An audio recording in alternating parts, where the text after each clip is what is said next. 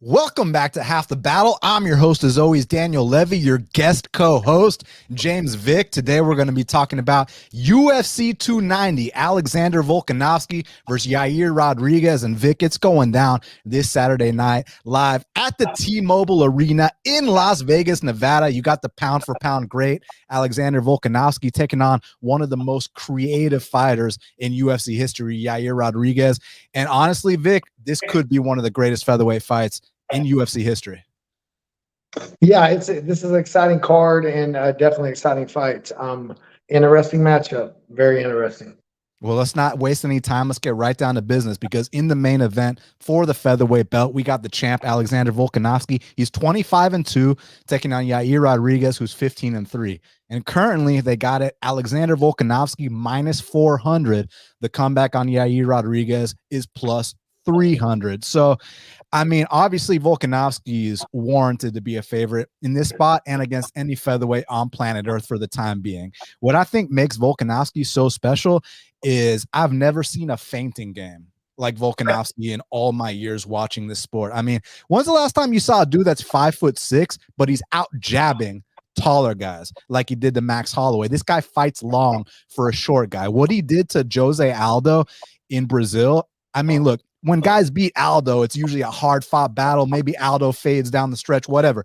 To shut down a guy like Jose Aldo based off a feinting game and 30-27 him in Rio, the way Volk did, just phenomenal. I mean, this guy, you know, he'll start to set up the shots upstairs, and then he'll go downstairs with a calf kick. You start getting worried about the calf kicks, that's when he goes upstairs. You start getting worried about what's coming upstairs, and then he's going to start to fake takedown attempts. So this guy Volkanovski is really good at having people just guessing what's coming. And Yair, I've been saying this for years, he can do things that other men simply can't do. As far as his martial arts technique is concerned, I've never seen the kinds of kicks and techniques, elbows that he brings to the table. And he is truly a phenom that's earned his spot, been in the UFC longer than Volkanovski, Vic, and now he gets his long-awaited title shot.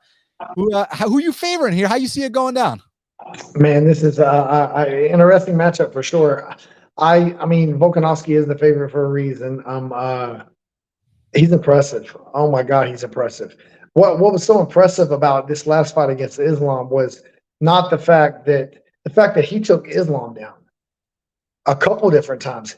Like, he has to be I think Volkanovski has to be one of the biggest freak athletes to ever be in the UFC, because you don't start training at 24 years old and have the technique level you have and can do that so easily to some of these guys. Like, Islam has been wrestling with world-class technique since he was like 4.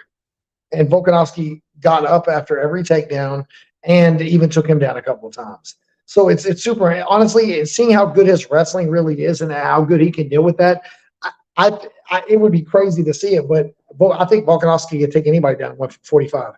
I think he could take them down and possibly even keep them down. Obviously, that's not his style. But for him to take Islam down a couple different times, what is he going to do to everyone else, you know? So I think for him, I do think he should take Yair down. I think Yair's showed holes in his wrestling, and that's the only hole he has is in his wrestling, because his kicks are so phenomenal.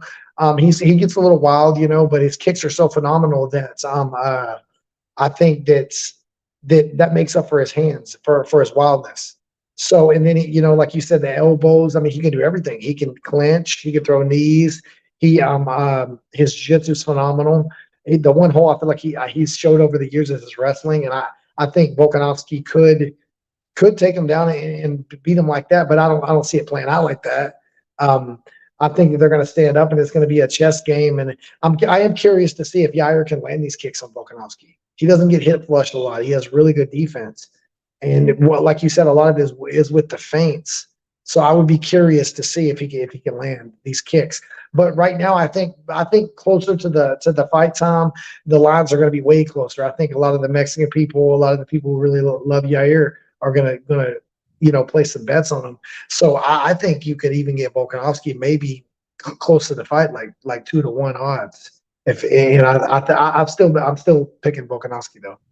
Yeah, I mean, as far as the kicking range, because on paper that seems where Yair would have an advantage. Not to mention, the only time that Volkanovski's been finished, actually prior to his UFC career, was via head kick. And I'm not foreshadowing what might happen this weekend, but you definitely know that Yair and his team are aware of that. They're gonna try to mix it up to the legs, to the body, to the head, all levels. No discrimination of where the kick attacks are gonna go as far as Yair is concerned. And regarding weaknesses in his game, you mentioned the takedown defense.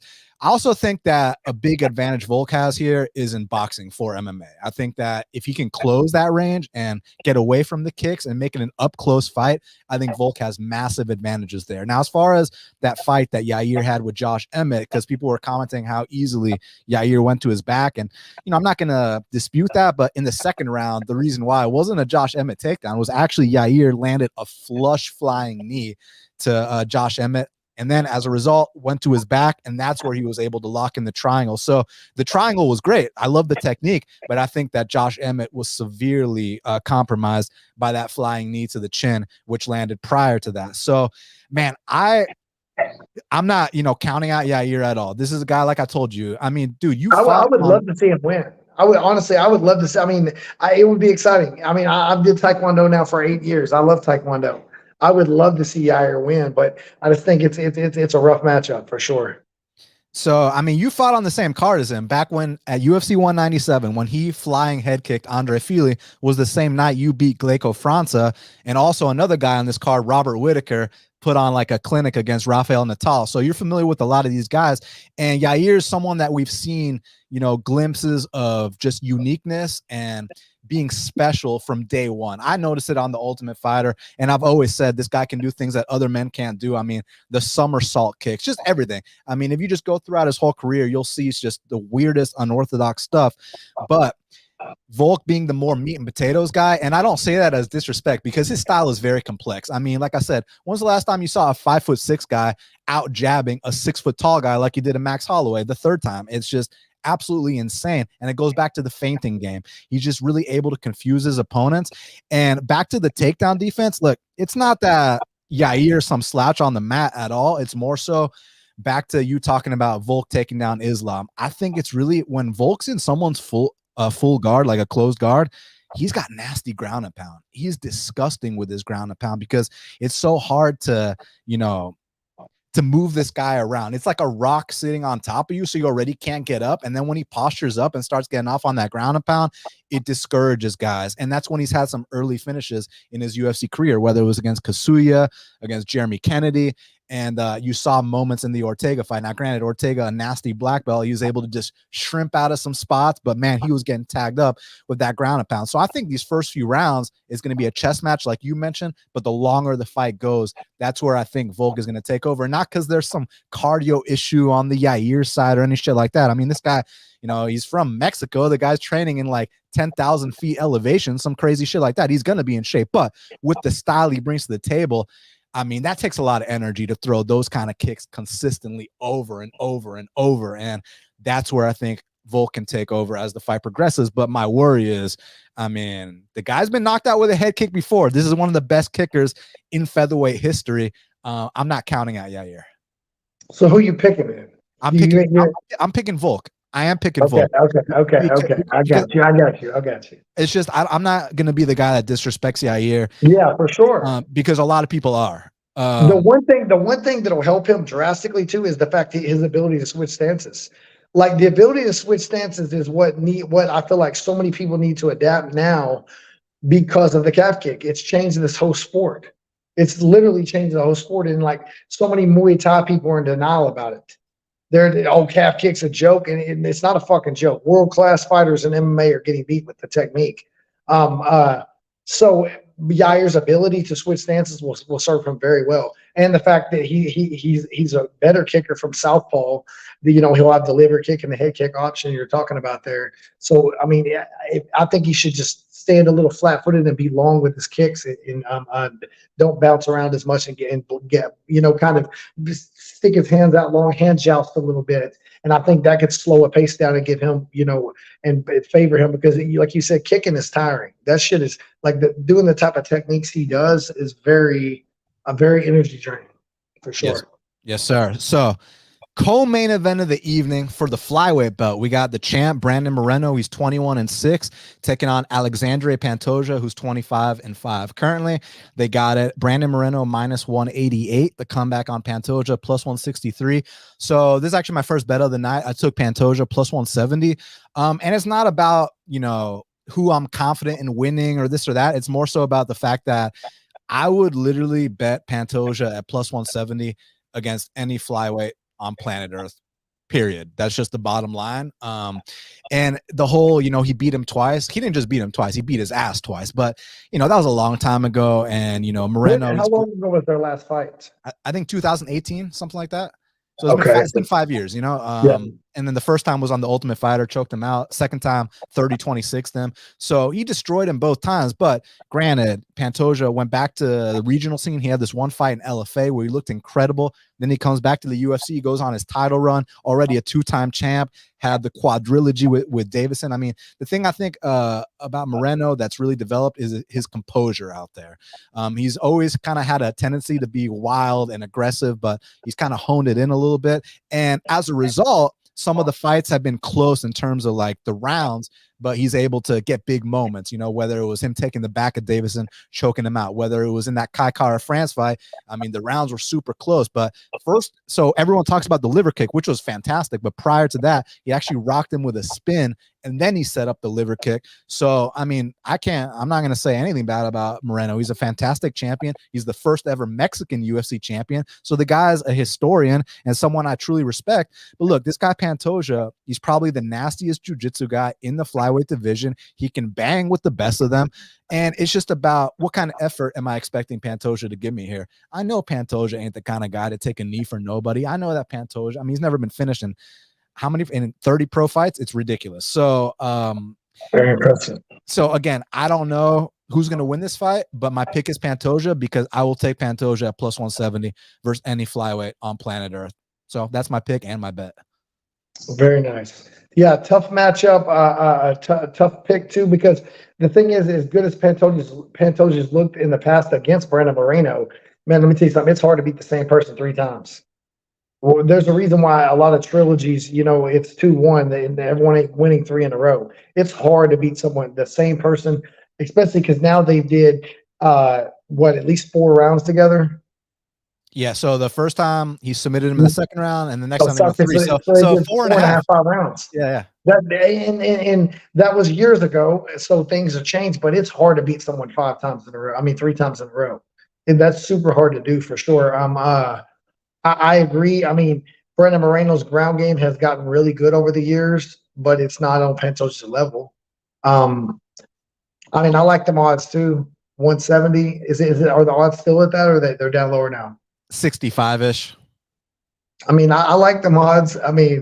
It's a hell of a story. Him leaving the UFC, going to LFA, coming back, and going on a run and fighting for a world title and being a world champion. I think I like those odds as well. I'll take Pantoja. Yeah, I guess my biggest concern from just stylistically from watching these guys over the years is Pantoja goes balls to the wall, and as a result, with that style, you are going to fade as fights progress. So yeah, I am worried about the championship rounds should it get there of Pantoja slowing down. But take all that narrative talk aside, I know this guy's going to give me the effort. He's going to fight for my money at +170.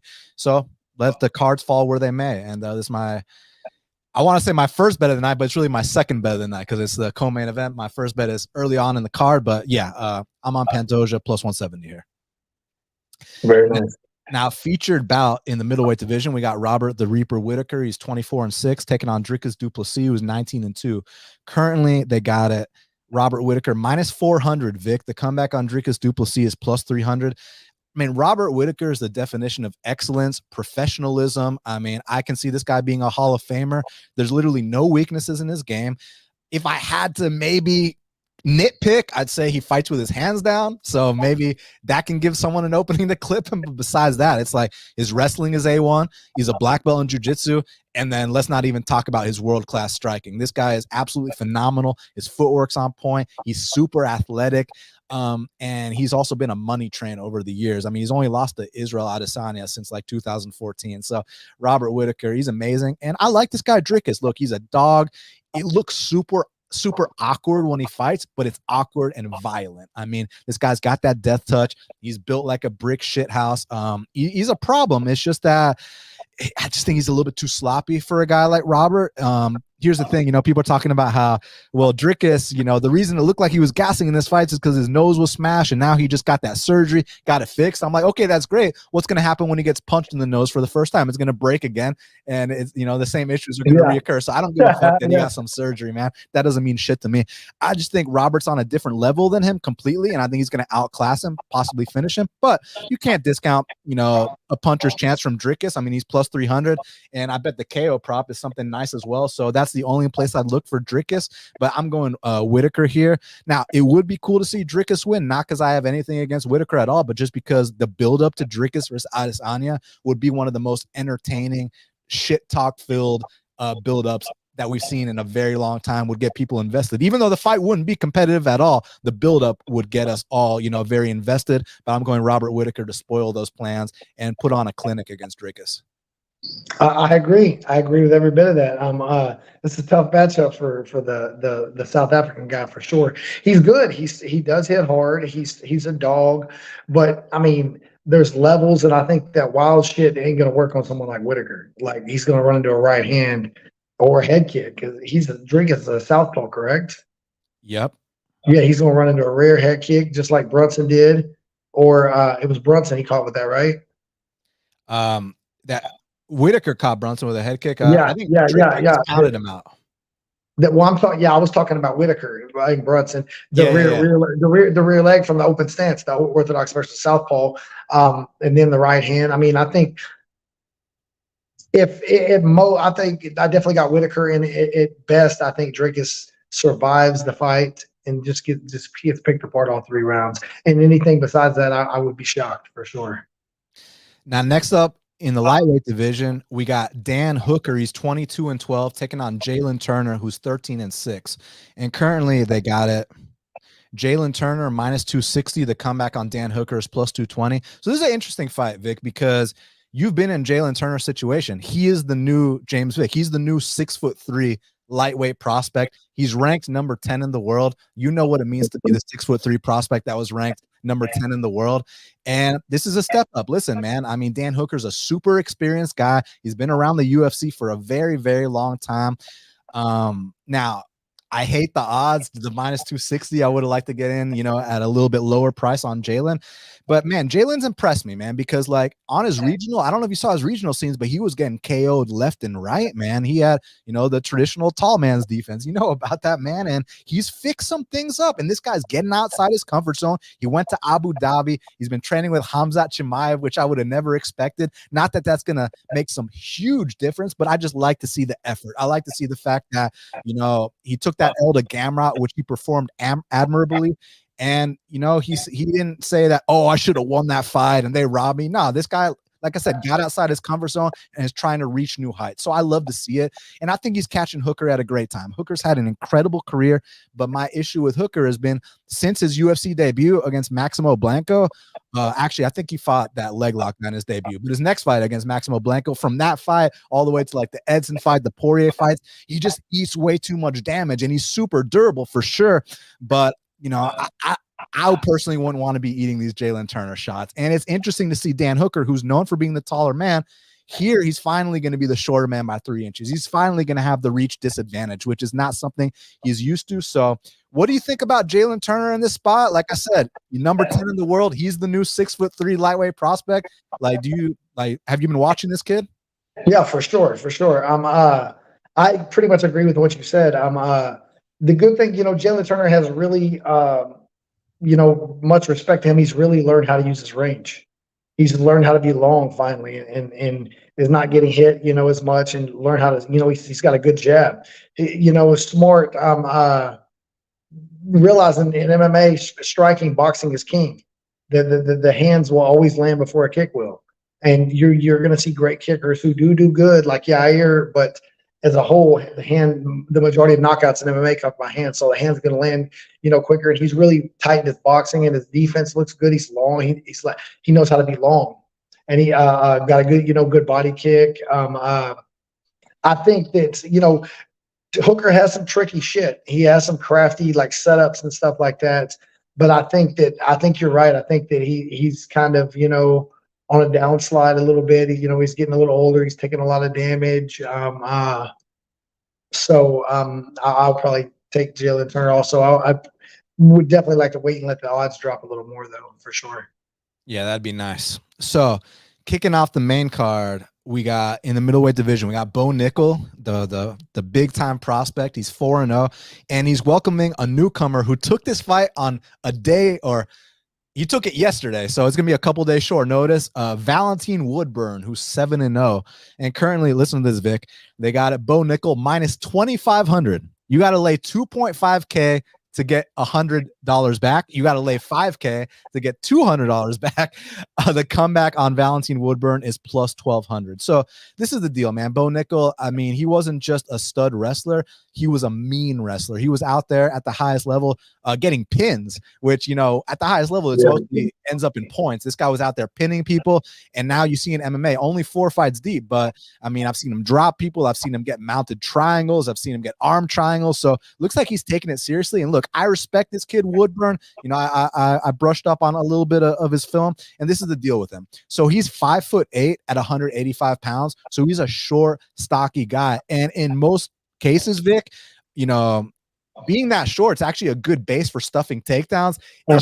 It's just this level of wrestler, it doesn't matter, right? So, and look, I respect the kid. He put up a nice 7-0 record, got this opportunity, took it on short notice. So, no disrespect. And he trains with Julian Williams down in Florida, who, is responsible for Phil Rowe. Rodolfo Vieira trains with Chairez. So he's got good people around him. And I think that he might win some fights down the line. Just not this one Saturday night. So I got Bo Nickal to blast double this man and finish him in the first round. I agree. I don't know a lot about the other guy. I'll be honest with you, and I don't mean that in a disrespectful way. He's new, Yeah. But I mean, Bo Nickal's is going to be hard to beat. He's going to be hard to beat, and I do think eventually he's going to come across. He's going to realize, like, when you're outside of the top 10, and then you move into the top 15 or top 10, it's like. At least I remember back when I was fighting, and there was a lot of guys. That 155 is so deep, and there's so many guys. So maybe it's less in like the middleweight division, but it's like a completely different organization. Fighting the guys outside of the top 10 is not. It's like it's not even the same organization. So I do think eventually Bo Nickal's going to run into somebody who he can't take down. Or think about this. Cejudo didn't just take everyone down and keep them down. I mean, he pretty much got everybody down, but there's going to be people to get up. There is going to be people that are going to be able to get up eventually against Cejudo, against Cormier. I mean, these are world-class wrestlers as well. And eventually, but I don't think this guy's going to be the guy to do it. So I think that, Bo Nickal is probably going to win the first or second round for sure. And I would assume he won't take a lot of damage, and he'll probably get a quick turnaround again and move up the ladder pretty quick, as he should if he keeps winning.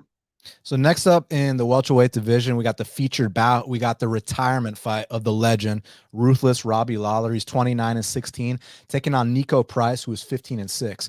And currently they got it Niko Price minus 260. The comeback on ruthless Robbie is plus 220. So, I mean, we know what Robbie's done throughout his career. I mean, just such a legend of the sport. Yeah. Nasty southpaw. I mean, dude, the way he shoulder rolls and the way when he decides to close the distance and get off on something, I mean, he's, like I said, one of the most prolific knockout artists in the history of the sport.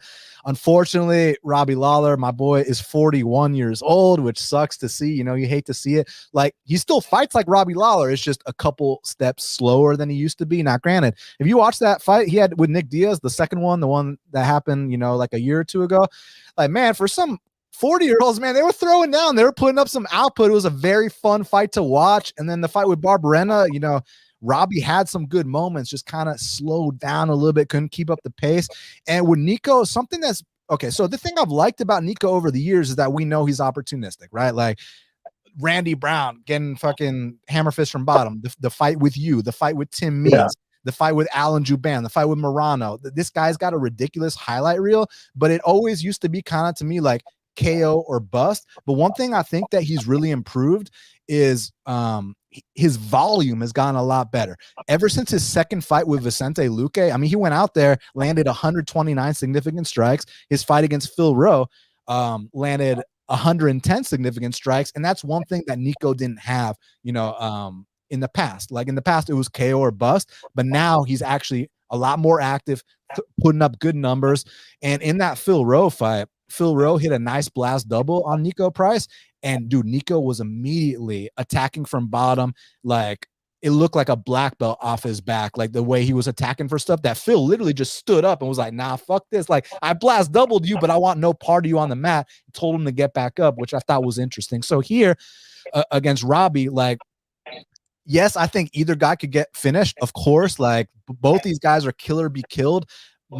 The reason I kind of lean towards Niko, besides the youth, is what I was talking about. These last few fights, he's been putting up more output, and that's where I can kind of see him, pulling away down the stretch against Robbie, assuming no one gets caught, which is a big assumption, Vic. I agree with that assessment. Robbie Lawler, the fight, like you said, a year or two ago against Nick Diaz did look good. He threw a lot of volume. He was landing a lot of stuff. And the Moreno fight, I thought he looked great as well. The first half of that fight, he just stood in front too long. He was landing good shots. He was rocking them a little bit, and he got caught standing in front too much. And I think maybe that's because he can't get out of the way now that he's a little older. His defense isn't what it used to be. But I agree with you. I think that could Robbie Lawler maybe make it through the fight? Probably. He might be able to survive and maybe survive a decision, but I don't see him winning a decision. I think if it goes decision, he loses, and then this is a tough matchup for him now. I mean, unless he found a fountain of youth, or we see something we haven't seen recently in him. I mean, you always root for Robbie Lawler. He's world class, pioneer. But this is a rough matchup, for sure, because Niko is wild, and he'll throw anything from any position, and Robbie Lawler is not the dude that's going to grapple. So Niko will do some crazy shit and end up on his back and won't even care, and then just get up anyway. And Robbie Lawler will probably let him up. So it's he does a lot of dangerous shit. So I think Niko's going to win as well. Yeah, and like oftentimes I've made mistakes of like, when someone's in the retirement fight, I've bet on them because I've been like, look what this guy's done compared to this guy. Like when Shogun fought that random 0-1 guy in his retirement fight, I was like, bro, this guy can't touch Shogun even in his retirement fight. Nope. Knocks him out in the first round. I was like, oh my God, fuck. So even the Frankie Edgar fight with Chris Gutierrez, like when the legends retire, there's been exceptions. I know you remember the Chris Lytle retirement against Dan Hardy. He got to finish Dan Hardy. He had his beautiful speech. He got 2 bonuses. Like, you love to see stuff like that, but it doesn't happen often, Vic. I'd love to see it Saturday, just not counting on it, Yeah, no, I agree. Just, Father Time is what it is, and as you get older and you do this so much, you get burned down on it as well. So the fire is not the same as the younger guys have, even though you have the experience, So I think that Niko's probably going to possibly get the finish, but definitely win. Well, Vic, I know I got to get you out of here in a second, but for all the fans, fear not, I'm going to break down the rest of the card. But let me just get quick picks on these last few fights from you. So Jack Della Maddalena versus newcomer Josiah Harrell. I assume you're going to pick the -900 favorite, Jack Della. You've been impressed with his boxing and what he's looked like? I think I've only seen him fight like once. But yeah, -900, I'm picking that for sure. Jimmy Crute versus Alonzo Menifield. They fought a couple months ago, went to a draw, and now they're running it back. I like Alonzo. That's my boy. I've trained with him before. He's from here in Dallas. I trained with him back in the day a few times, not a bunch, but a few times with the Iranian wrestlers. Very explosive, very athletic. I think that sometimes he gets in there and don't pull the trigger, but I think I got him. That's my boy. He's gonna win. I thought he left Texas though. He's not at Forest. I thought he was training with Pat Barry now. Well, he might have left, but he's still my boy. I never trained at Fortis. I'm cool with all those guys and everything, but I never trained with that. I trained with him at a different spot with the Iranian wrestlers that we used to train with, and I'm cool with the guy. So I always and I don't know Jimmy Crute. I've never met him, so I'm rooting for Alonzo. Now, And I think it's a winnable fight. It's a tough fight. It ain't easy, but it's a very winnable fight for him for sure. have you ever heard of this undefeated Mexican prospect, this chick, Yasmine Jauregui? She's like 23 years old. She's been landing ridiculous amounts of strikes. She's looking like a good prospect. I have not. I haven't. Okay, keep your eyes out for her. So, Vic, before I get you out of here, man, the fans can follow you at James Vic MMA. What you got coming up, man? I mean, you looked really good in your 2 karate combat fights. You plan to keep doing that? Like what's next for you? Yeah, I'm still we're in negotiations with Karate Combat at the moment. I have a couple other potential big offers coming up and stuff, so I can't really talk about them yet. But I got 2 decent offers I'm working on, so we'll see what happens. And then of course Karate Combat as well. So we'll see how everything goes. I can't really give the details at the moment. And you got your YouTube channel you've been running, James Vic MMA is what it's called, just like all your other. James Vic MMA, yeah, and I posted the good techniques and started doing some microphone talking about different subjects, and just to showcase all my fighters. I have a roster of fighters. Just 2 weeks ago, we had 10 guys fight on the same card. These guys are slowly starting to, but they're newer, but I got some killers. So building a big team and everything, and having fun coaching, and coaching is kind of helped me fall back in love with fighting. So it's things are good at the moment.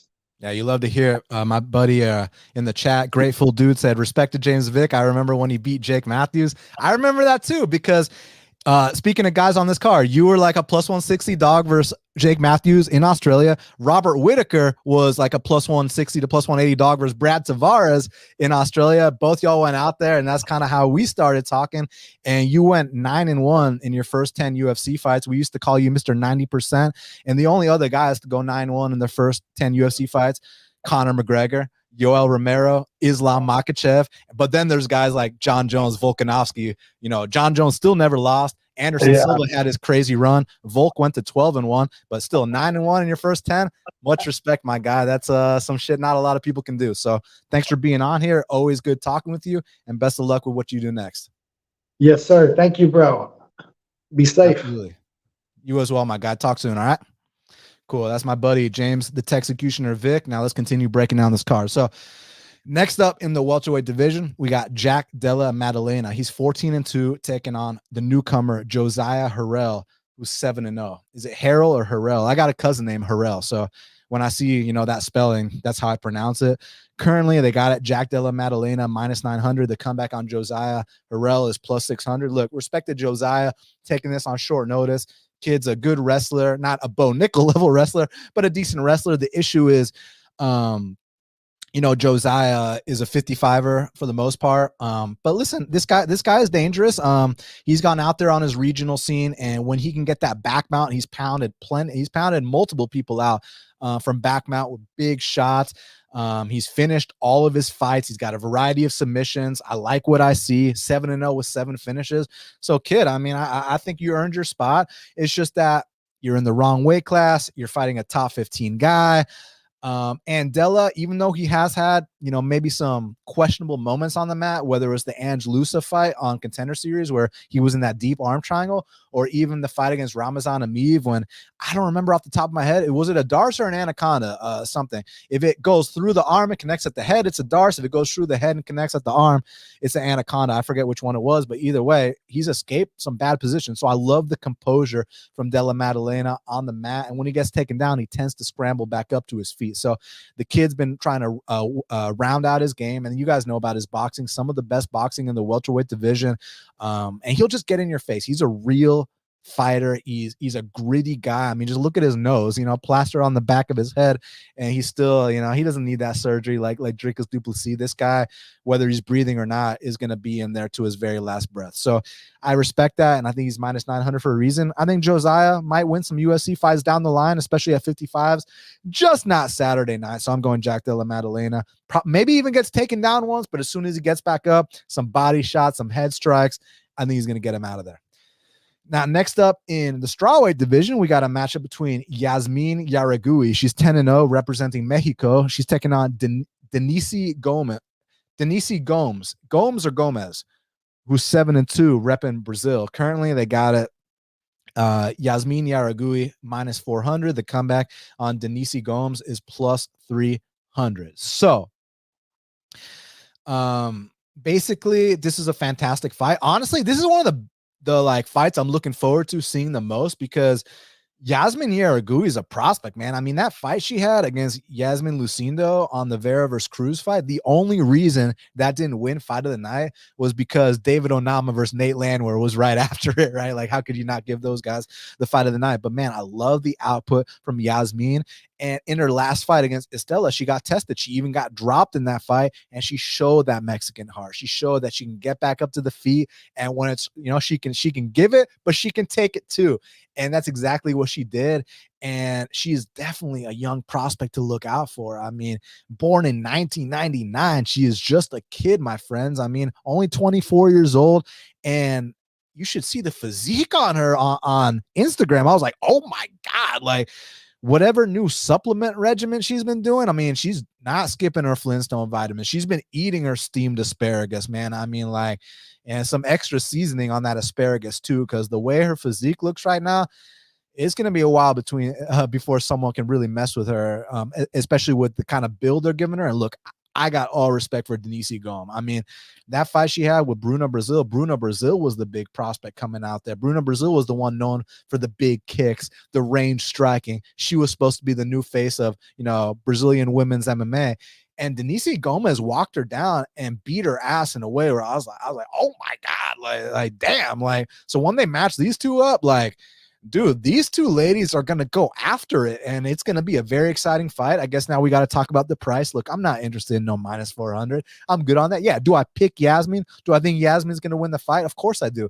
But this is a dogger pass situation at those odds. But at the end of the day, I do think that length of Yasmine, and I say length, she's only 5'3", but her opponent's like 5'1", 5'2". So she's going to be the longer person here. And I just like her approach. I like the more activity. But Denise, the girlfriend of Carol Hosa, someone I also like, she's going to be tough. And she's going to be there. And she's going to give her best. So I got to respect that. But I think Yasmine Jauregui has the higher upside. I think the line reflects that. And for that reason, I'm going to pick her to win this fight. Now, here we go. Next bet. Next up in the 205-pound division, we got Jimmy the Brute Crute. Say that 3 times as fast as you can in an Australian accent. He's 12-3-1 because they had a draw last time, taking on Alonzo Menifield, who's 13-3-1. Dominic, stop, man. And currently they got it. Jimmy the Brute Crute minus 120. The comeback on Alonzo is plus 100. So I took Jimmy the Brute Crute here at minus like 104 a few days ago. And the reason being is I think there's a massive market overcorrection here on Jimmy. And let's just talk about what I mean. Let me pull up his past odds. So Jimmy the Brute Crute, right?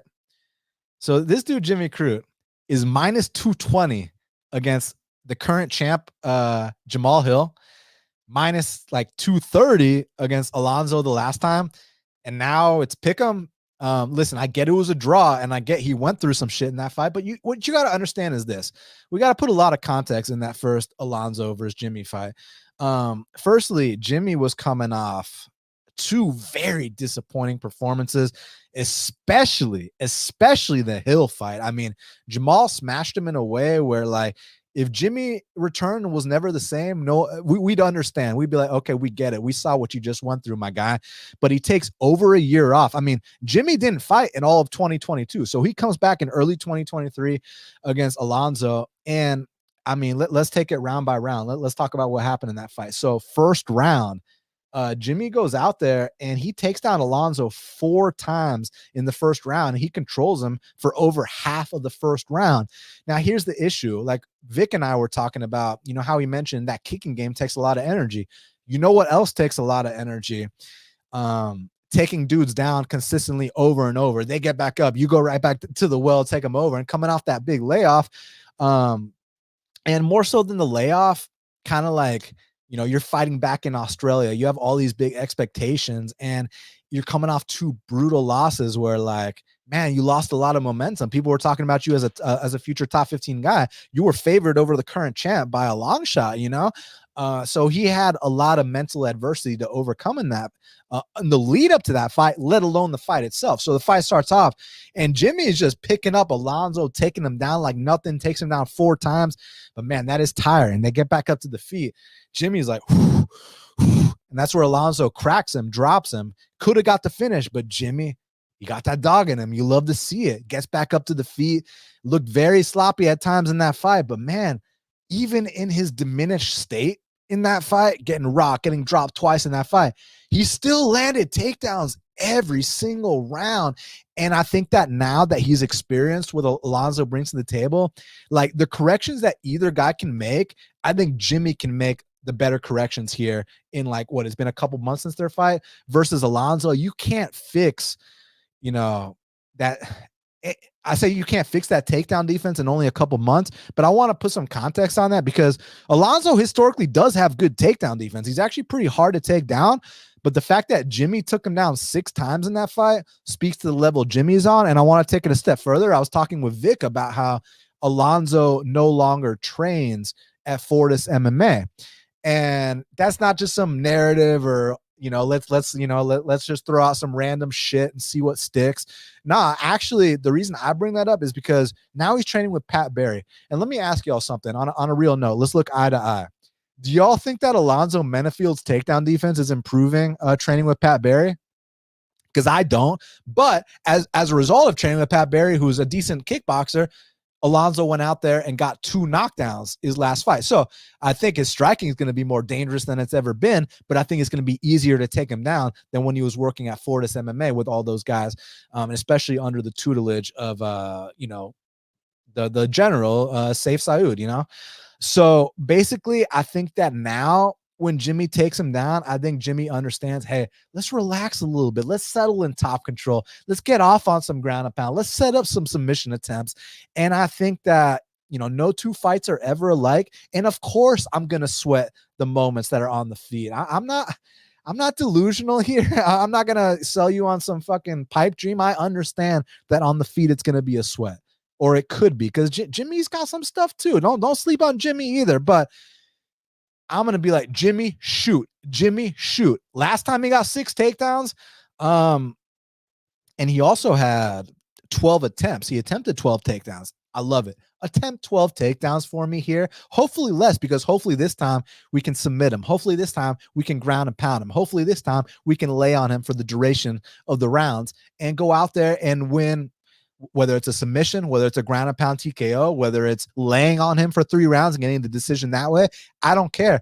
Just go out there and try your best in terms of the ground attack. And if he does that, I feel like we're going to ride pretty here. It's just about, you know, like I said, when it's on the feet, I'm gonna be like, Jimmy, hands up, chin down, Jimmy, you know, so shoot, you know, or like Coach Edmond, head movement, you know, it's gonna be like that. But once we get past that and we get him to the ground, I think the levels are gonna show. And I think that Jimmy, in the time off, Jimmy can make more adjustments, whereas Alonzo, you can't make up for that lack of takedown defense in only a couple months, whereas Jimmy can know, hey, I'm going to limit the striking exchanges and just I'm going to put my head in this guy's crotch and try to take him down, try to sniff it, and try to win this fight by any means possible, because this kid's back is up against the wall.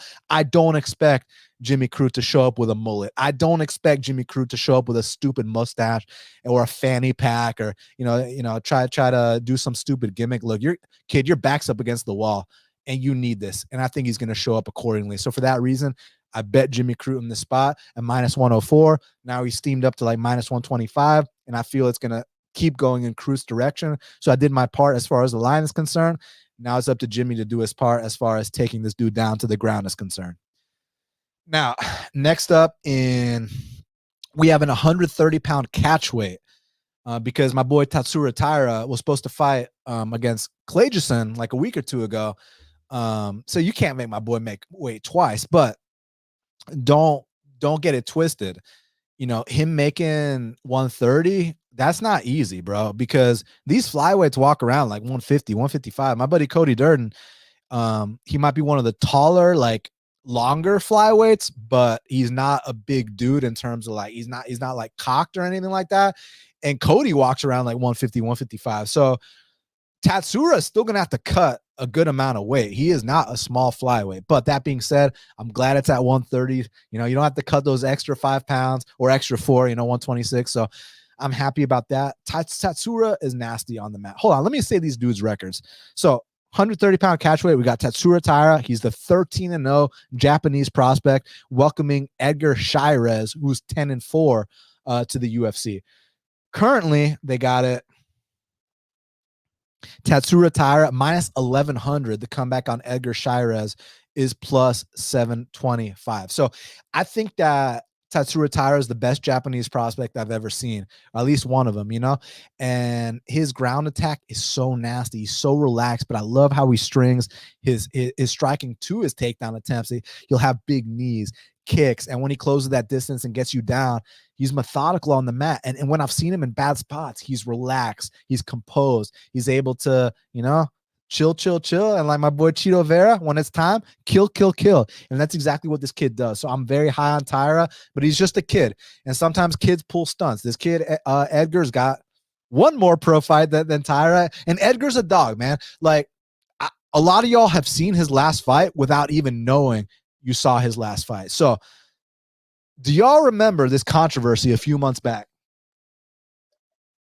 So this kid, Edgar Chairez, fought in this show called Fury FC, right? And he puts this guy to sleep with a triangle choke, and like the ref doesn't even stop the fight. Like the dude's out cold, ref doesn't stop it. And while the dude's out cold, Edgar, then he transitions to an arm bar. He starts trying to break his lifeless arm, and the ref still doesn't stop it. We're like, oh my God, bro, if I was there, I would have jumped into the cage and stopped it myself, and having experience being a commentator on the NFC back in the day, there was one instance where that happened where I pulled a Dan Hardy and literally walked up to the cage, grabbed on the cage, and it was like, stop the fight, because dude was taking brain damage. And then literally they had to carry this dude out in a stretcher. He had to wear the fucking helmet on his head for a few months. They had to keep him in a black room. It was fucked up. Dude's speech wasn't the same for a few months. So yeah, I take it very personally when these refs don't do their jobs. And I know that the promotions view it as unprofessional for you to have any call and saying stop the fight or stuff like that. I get it. But in a situation like that, the NFC example I gave you, or that last Edgar Chairez fight where dude, he choked the guy out. The guy was out for a minute and the ref didn't stop it. You could have killed the man. So yeah, in those situations, fuck etiquette, fuck the rules. Go scream at that ref. If you see the ref in a back alley, give him what he asked for. You know what I'm saying? But listen, at the end of the day, man, I think Tatsura Taira has that upward trajectory. And even though I respect Edgar, he's a dog. He's got that Mexican heart. He had a good fight on Contender Series versus Clayton Carpenter, even won the first round unanimously. I like the kid. He's going to come to fight. I just think that the difference in dominance and presence and kind of, mentality in terms of Taira's headed straight towards the top 15, in my opinion. Whereas Edgar, I think he can have a lot of spirited battles with a lot of people. I'm just still kind of up in the air about his ceiling, and not to mention it's fucking minus 1100. So let's leave it at that. I'm going Tatsura Taira here to get this done.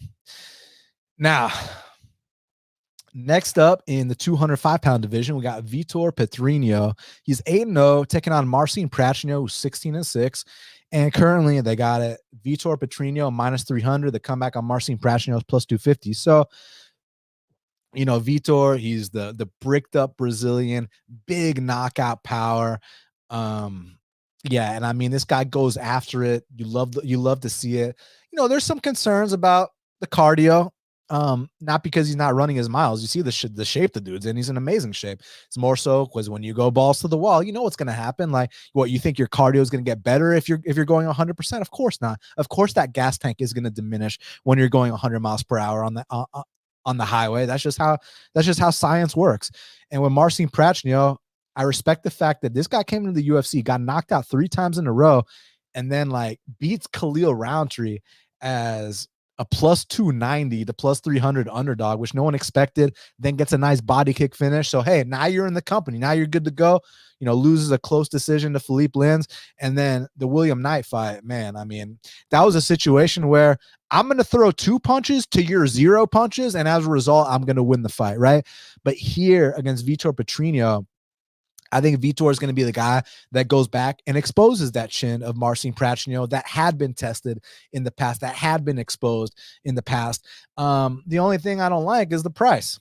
The price sucks, minus 300. I mean, it's like, bro, you would pick them with the pleasure, man. Like, why is there this massive market overcorrection? But I don't think Prachnio has the chin of the pleasure, man, the durability. So as a result, I think that Prachnio is going to hit the deck. I'm just not interested at minus 300, but my pick is Vitor Petrino. Now, next up in the bantamweight division, we got Cameron Saaiman. He's 8-0, welcoming Terrence Mitchell, who's 15-2 to the UFC. And currently they got it Cameron Saaiman minus 550. The comeback on Terrence Mitchell is plus 400.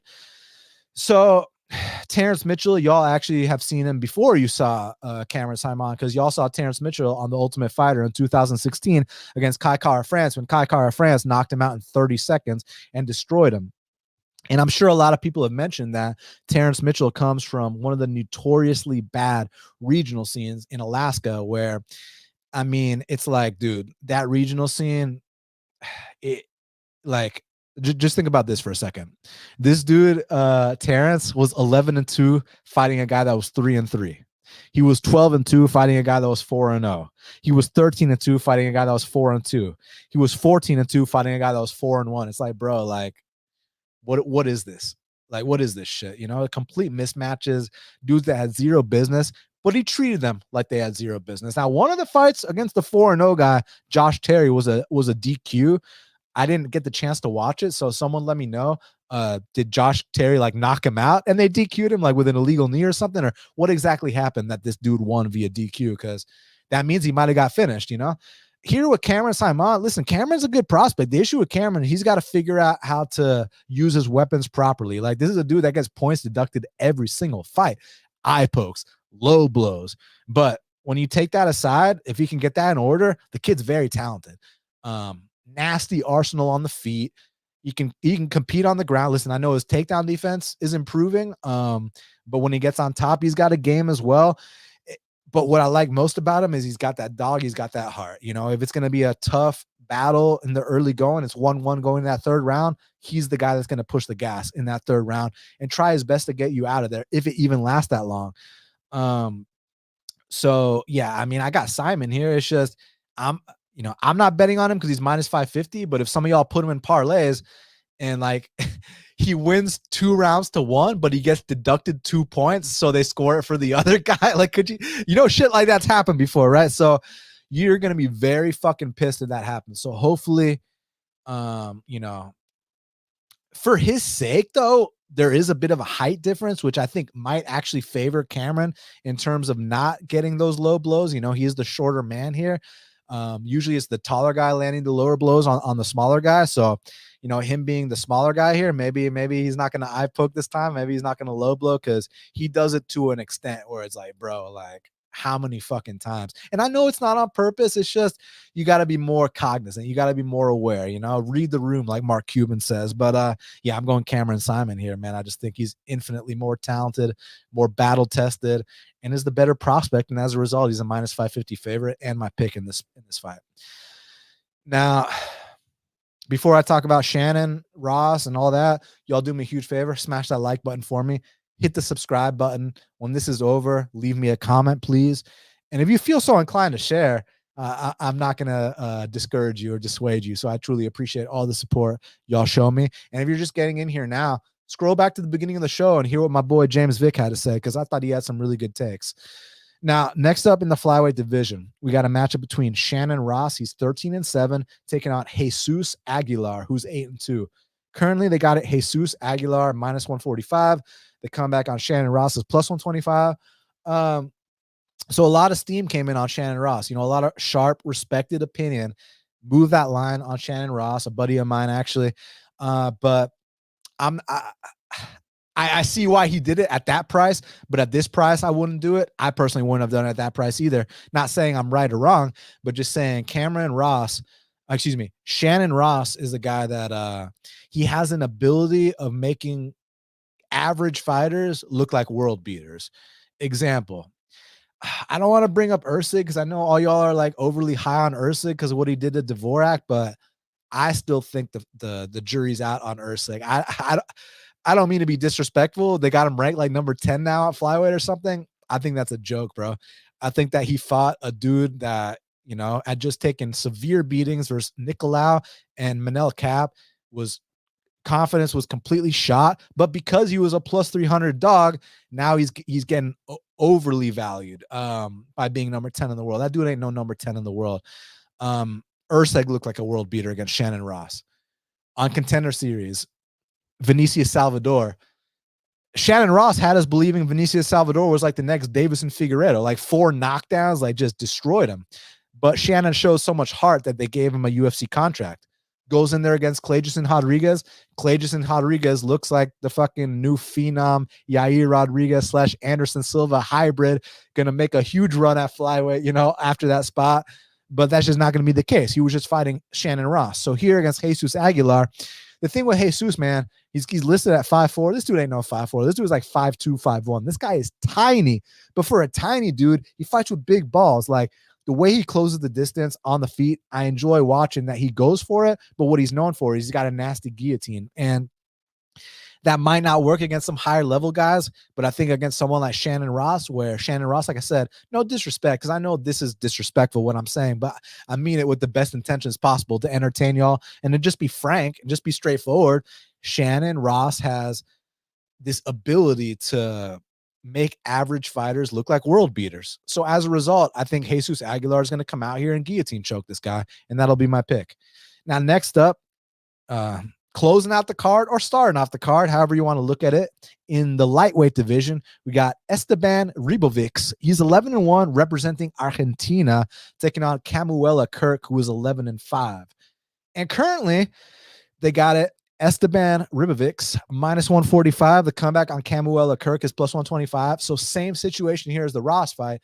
A lot of action came in on Kirk. And I get it. I mean, this dude, Ribovics, got taken down 11 times in his UFC debut, got rocked a bunch of times too.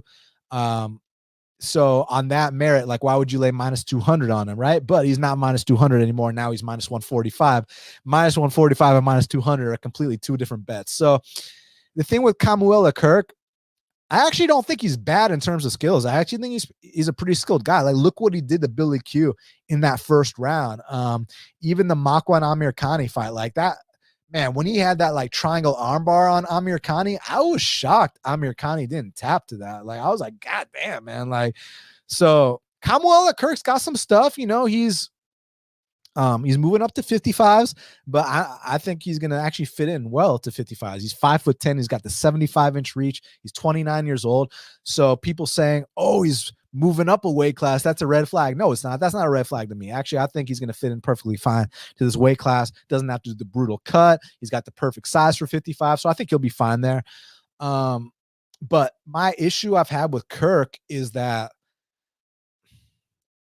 been a bit of a front runner at times. Like, you watch the Billy Q fight, comes out hard as hell and then just breaks. And I know Billy Q has got a knack for breaking people, but still, we saw this man can be broken. His most recent fight against Damon Jackson, he was giving up those takedowns way too easy for my liking.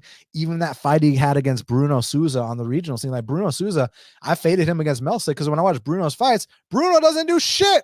He's just a karate guy that faints for 3 straight rounds, will throw the occasional side kick, an occasional spin, does nothing for 2 minutes, no output, and you're losing decisions to that guy.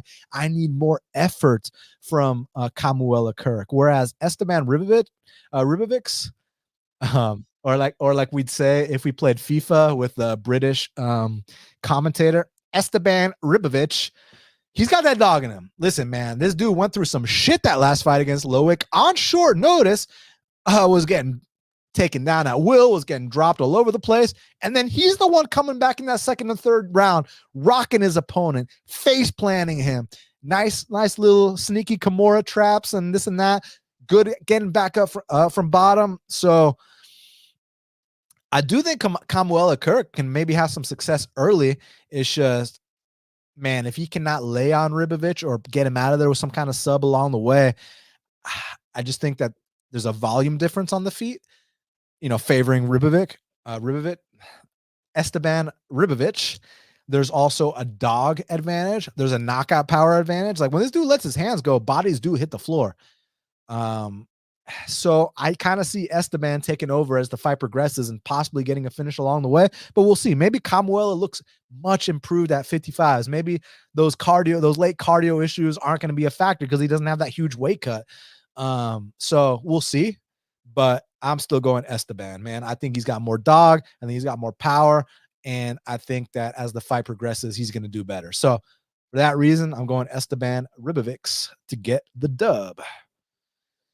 All right, so we got to talk about the fight to watch and the fighter to watch, and then I'm down to answer any fan questions, and then we'll get out of here. So y'all do me a huge favor, smash that like button, hit the subscribe button. When this is over, leave me a comment, and if you feel so inclined, please share. Now, all right, so what is the fight to watch for UFC 290? Now, that is a very tough question. Let's take the 2 title fights out of the equation because clearly those are some of the fights to watch. But man, I think that honestly, and there's so many great fights, so many big names that there's tons of fights to watch, but I'm going to give y'all one flying under the radar. I'm going to go with Yasmine Jauregui versus Denise Gomes. Like, dude, they are going to go after it. This, like, people talk about, oh, I got to watch another women's fight and head and arm throws and arm bars from guard and all this shit. Like, bro, I'm telling you right now, these two are going to get after it. This is going to be a violent fight. This is a women's fight that you are going to want to watch. And I'd be very shocked if it was boring. So for that reason, Yasmine Jauregui versus Denise Gomes is my fight to watch. Now, my fighter to watch, this is also a tough one because all these guys are fighters to watch, but I'm going to go with Jalin Turner. Like, dude, there's a reason I had James Vick on the show today. I mean, he's my friend, obviously, and he's an OG half the battle guest, like back in the day, like, why we used to call him Mr. 90%, because James Vick started off his UFC career 9-1. We used to bet on him every single fight and win 90% of the time. So, that's my dog right there. But the reason I brought him up is because he fought Dan Hooker. He also fought Niko Price, but he used to be the Jalin Turner. Like, Vick was the 6'3" lightweight guy who was number 10 in the world. Jalin Turner is now the 6'3" prospect who's number 10 in the world. Like, they were in the exact same spots. It's just Jalin Turner represents that 2023 version, the 2.0. And I really wish I brought this up when Vic was here. People calling Jalin Turner a weight bully. I disagree, because the same way Vic was called a weight bully, Vic never missed weight. Jalin Turner's never missed weight. These guys are not weight bullies. Weight bullies are dudes that consistently miss weight. Those are weight bullies. I don't consider, if you can make it, you're not a weight bully in my eyes. At least that's how I feel. Just as someone that watches the sport and as someone that competes in jiu-jitsu, like, who consistently competes against way bigger dudes. Like, I ain't no bitch. Like, I want to beat these guys, right? So, like, to me, it's like, fuck, like, calling him a weight bully. If you can make the weight, you ain't no weight bully. But the reason that Jalin Turner is my fighter to watch is because he's number 10 in the world right now. He came off a very competitive split decision loss against Gamrot, where his stock actually increased after that fight. And there's the narrative about how, he's 4-0 against the Australians, beat Malarkey, beat Riddell, beat Kulabau, beat all these guys, right? Beat Callan Potter. And now he beats Dan Hooker. He's about to be 5-0 from the guys down under. Well, Dan Hooker's a Kiwi, but still, you know what I'm saying. Australia, New Zealand, from that part of the world. Jalen's got a promising record, but take that narrative aside. I want to see how far this kid can take it. Because when he first came into the UFC, I was not sold. I thought there were chin issues. I thought that his takedown defense was suspect. And I feel like this kid has been leveling up every single fight. And it's scary when he finishes these guys. And the way he uses his range, the way he's been maturing. Like, Dan Hooker's been in there with the best of the best. So I want to see how Jalin Turner, approaches this. And if he passes this test, now you're moving up the top 10. Now you're getting another, maybe even a fight night main event, maybe a pay-per-view co-main event. So for that reason, Jalin Turner is my fighter to watch. All right, y'all. Leave me some questions. I'm down to answer them. And then after that, I'm going to get out of here. I'm so appreciative of all y'all being here. Truly means a lot to me. And also, thank y'all for the support y'all been showing the technique of the week, man. You know, it's been growing. Now we're getting like UFC fighters on there, UFC fighters sharing it. And it's just amazing that you guys have helped me get to that point. And we're just getting started, baby. So, let's go through these comments. My boy Will Martin in the house saying smash the like button. Hey, I'm gonna break the news right now for the UFC London card. I got the OG Will Martin, Scotland's finest. He's gonna be in there with me breaking down that UK card, that UFC London. I got another British guest. Well, my boy Will Scott, but I'm saying our other guest is British, and I'll announce him soon. But you got one of the members, half the guests of half the battle for the UFC London. We got my boy Will Martin, my boy Benjamin spreading the good word. Smash the like button, please do. Let's see what else y'all got. Colby Saul wants to cash these bets. Let's cash these bets. Dixon says, hi, Dan. Hi, Dixon. Dixon said, is that my twin, James the Texecutioner Vic? It sure is. My 6'3" twin. That's my dog, though, bro. Like, listen, man. Vic, this is what you guys got to understand, man. When Vic was only 5-0 in the UFC and he had just beaten Jake Matthews, right? He got his performance of the night bonus in Australia. Vic was the hot 5-0 prospect in the UFC lightweight division, was, you know, about to climb the rankings. And you know, that's when that's around the time when I first started Half the Battle. And, you know, no one gave a shit about me. And 2 people watched my show, and Vic went out of his way to give me his time and do this show with me back then when he was the man and no one gave a fuck about me. And I'll always be grateful to him for that. And throughout the years, he's been on the show too. Y'all old school fans know. And Vic started off his UFC career 9-1. And then, you know, when you hit the top 10 of lightweight division, the most stacked weight class in the history of the sport, you know, shit happens. Those last few fights didn't go his way. The Gaethje fight, look at the guys he was fighting, real guys. You know, lesser men would have turned their back against Vic. Oh, he's damaged goods now. Oh, this and that. But bro, I want to say I don't give a fuck if he loses 10 fights in a row, but that's not true because I do care. He's my friend. I don't want him to. But the point I'm trying to make is he could lose 20 fights in a row and he'll always be my guy. I will always be grateful for what Vic did for me when I was starting out and when he was the man. And yeah, so that's my dog. All right, let's see what else y'all got for me. Mighty said we need to bring on James Cross next. I don't know if he's still in the game. Is James Cross still in the game? My boy Marcus Williams said, glad to see you on the Pantoja train. Best value straight play at underdog money. Look, I don't know what's going to happen in the Pantoja Moreno fight, but like I said, I'm willing to bet Pantoja at plus 170 odds versus any flyweight on planet Earth, period. And Marcus, it was good seeing you the other night. We hung out. Me, Cody Durden, Marcus, was a fucking awesome time. So we appreciate you very much, Marcus. And we look forward to doing that again too, man. The other Marcus says, not enough value on the Reaper. I think I'll pass. Yeah. I agree. I mean, minus 400, you know, probably where it should be, right? Mighty Jabroni said Hooker took ungodly damage against Barboza. Not just Barboza, Poirier, Maximo Blanco, and Barboza, of course. Ban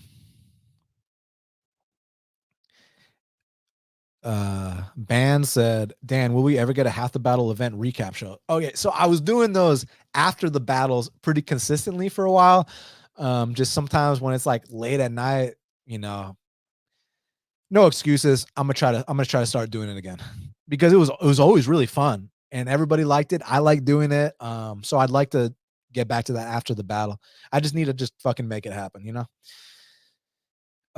And Marcus, the other Marcus, also said, no bet with the legend, referring to Robbie Lawler, just watching and enjoying, but 41 years old. What a career. I know.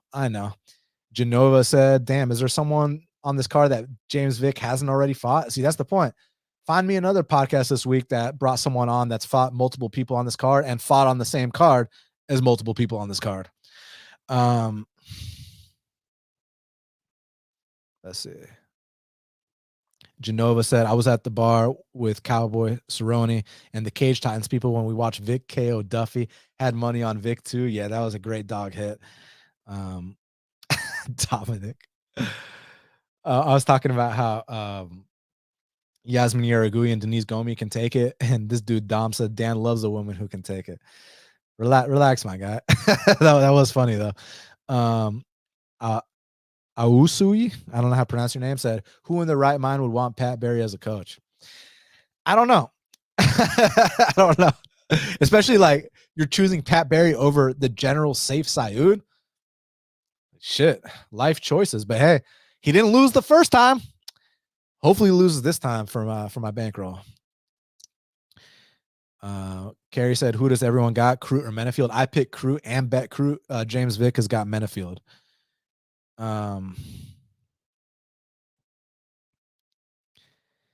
SC said, Dan is in his cat daddy mode with that shirt, looking like he's ready to hit the disco to talk to some skeezers and drink a glass of Hennessy. Interesting observation. Zach Johnson said, what up, Dan? What up, Zach Johnson? All right, let's see what else y'all got for me, man. My boy Rudy in the house. Hey, check out Rudy. I'm doing a show tonight, 7 p.m. Eastern. So thank you, Rudy. Benjamin, everyone smash the like button. Please do. My dog Renee said, how do I find out what hotel fighters are staying at? Also, any tips for first time event? I mean, just enjoy yourself, man. I mean, just go out there, have fun. I'm sure if you talk to the right people, you'll find out. But don't if you see someone like my rules for etiquette as far as approaching fighters, if you think you're going to create a situation where like you find a fighter and you want to take a picture with them or whatever, but you feel like you're going to create a situation where now hundreds of people are about to swarm them and you're going to, they're going to be held out for a long time. That's not cool. But what you can do is you can be like, hey man, like I want to take a picture, but I don't want all these guys to mob you. So maybe we should like sit down or go over there, like, or something like that. Just talk to them. They're people, man. They'll listen, but don't just be like when there's like thousands of people nearby, hey, let me get a pic, man. Because then the next guy's gonna be like, hey, let me get a pic, man. And then the next 100 people are gonna do that. And then when the fighter's like, bro, like, can I like go to the bathroom? Can I go get a drink? Can I go hang out with my girlfriend? They're gonna get sick of that. And then people are gonna act like they're assholes. He didn't want to take a picture with my 4-year-old son, So my advice for approaching fighters, like I said, be like, hey man, I want to take a picture, but I don't want all these people to swarm you. Let's like sit down. Let's go here where not too many people are. And I really appreciate it. And, thank you, be cool. Dominic said, give us the accent on Shannon Ross. I can't do that one as well, but Esteban Ribovich, I like that one better. Let's see what else we got. My boy Lavrier wants that tomahawk chalk, that like button, and the home of the Braves, best team in baseball history. What else y'all got for me? He said, I'm way too shy to even approach one. Don't be, because think about this. The next day, you're going to be so fucking pissed off that you didn't ask for that picture. You're going to be like, fuck, I had the chance. And you didn't go for it, and you're going to be pissed, and then you're going to miss out on that memory forever. So you should go for the picture. But like I said, read the room, like Mark Cuban says, like I said, there's hundreds of people there and you're about to start a fucking big ass line by doing it. Don't be that guy. But they're human beings. You say, hey, let's like sit down right here, take a quick selfie when no one can see. They're usually pretty cool about that. So just go about it like that, like, but don't be fucking drooling. Don't be, don't get down on your knees. Don't do any weird shit, but just talk to them like a regular person and they'll listen 9 times out of 10. SC said, tip for your first UFC event, don't drink too much alcohol while watching the fights. You might say or do something you normally wouldn't just because you're drunk and hyped up. I mean, I think that applies to every rule of life, but I mean, if you can handle yourself, you're fine, man. I personally don't like drinking too much at the events. I'd rather do other stuff. But because when you drink, you have to keep drinking. That's the issue. You can't just have one beer. And I'm not talking about, the alcoholic thing about like,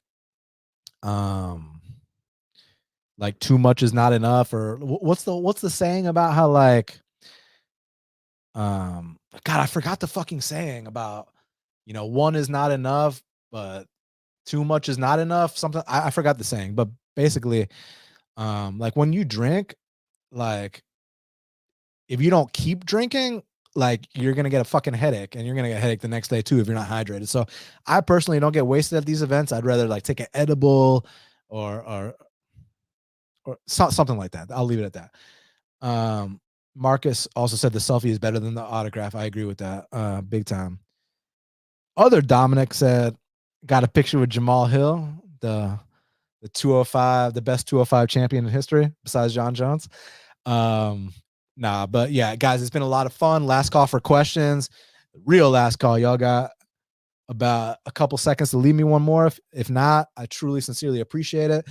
And then also, little thing, everybody ask me for timestamps. Stop. I always leave timestamps about 24 hours after the stream, sometimes 12 hours, but like dudes will be on like my comments like 5 minutes after I get off the show asking me for timestamps. Like, bro, I just got off my stream. Like, let me like eat. Let me like relax for a sec, right? Like, let me like live my life. I promise I'll get to those timestamps. But don't mind watching the whole show. We're giving y'all some good shit here, but don't be that fucking guy that like you've been watching this show for a while. You know I'll drop those timestamps within 12 to 24 hours. Where are the timestamps, bro? Where's Shaq, bro? Like shut the fuck up, all right? Stop. But with that being said, I am so grateful to everybody that supports me, that's been here with me, whether it's from day one, whether it's along the way, whether it's recent. Thank you. Y'all know where to follow me. Best Fight Picks on Twitter. Subscribe to Half the Battle. Also subscribe everywhere podcasts are found. And then smash the like button. Hit the subscribe button. When this is over, leave me a comment. And yeah, let me know what y'all think. And favorite way to smoke. Bongs and blunts. But guys, thank you all so much. Really, really appreciate it. I'm always down to interact with anybody that's got my back and to show me support, but not some of these fake motherfuckers that'll smile in my face and then stab me in the back. You know, they'll go on their little Discord circle jerks and talk all this shit about me, but then slide in my DMs and beg to be a guest on my show. Don't be that guy. All right. Be genuine, be a real one.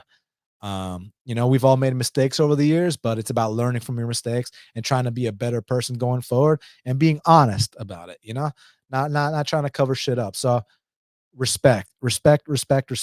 Thank y'all so very, very much. Truly appreciate it.